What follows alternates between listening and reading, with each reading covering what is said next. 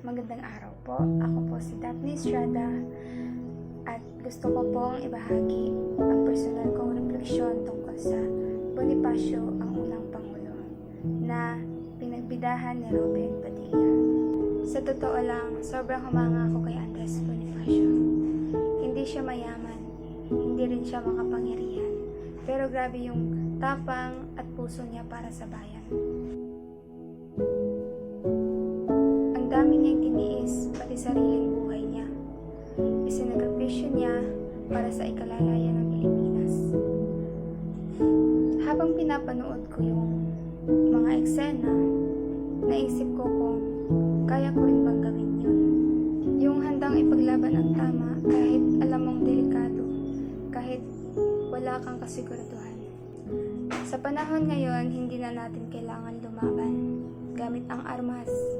Pero parang mas mahirap kasi minsan kalaban mo na yung sarili mong takot o kawalang pakialam ng ibang tao. Kaya para sa akin, yung pelikula parang paalala siya na bilang kabataan, may parte rin tayo sa pagiging makabayan. Yung pagiging tapat, yung pagtulong sa kapwa, at yung paggamit ng boses natin para sa tama. Hindi mo kailangang maging bayani para may magawa kang mabuti. Napansin ko rin na kahit luma na yung panahon ni Bonifacio, parang may issue pa rin hindi nawawala. Yung ingitera, yung mga makasarili, at yung mga taong ginagamit ang kapangyarihan para sa sarili. Nakakalungkot pero totoo. Kaya ang tanong ko sa sarili ko nung napanood ko yun, hanggang kailan tayo matututo? Para sa akin, yung Bonifacio, ang unang Pangulo, hindi lang siya tungkol sa revolusyon noon, kundi tungkol din siya sa kung paano tayo lalaban ngayon. Laban sa sistemang tamad, sa kawalan ng malasakit, at sa paglimot sa kung sino tayo bilang Pilipino. Bilang estudyante, gusto ko ipagpatuloy yung diwan ni Bonifacio sa sarili kong paraan.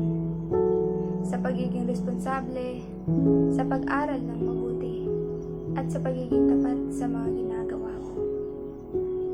Kasi sabi nga sa pelikula, ang tunay na kalayaan ay yung mga pagkakaisa at malasakit sa kapwa.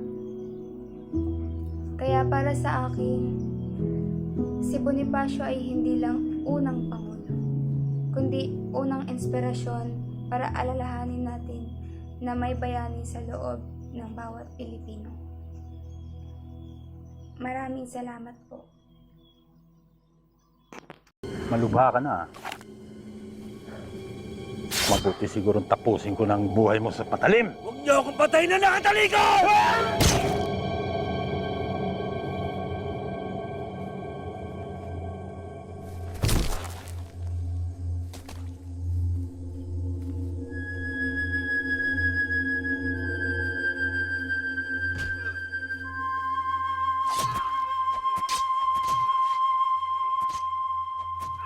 Ipaghandog-handog ang buhay. Ipaghandog-handog ang buong pag-ibig hanggang sa mga dugoy. Ubusang itigis. Kung sa pagtatanggol, buhay ay mailit, ito'y kapalaran at tunay na langit.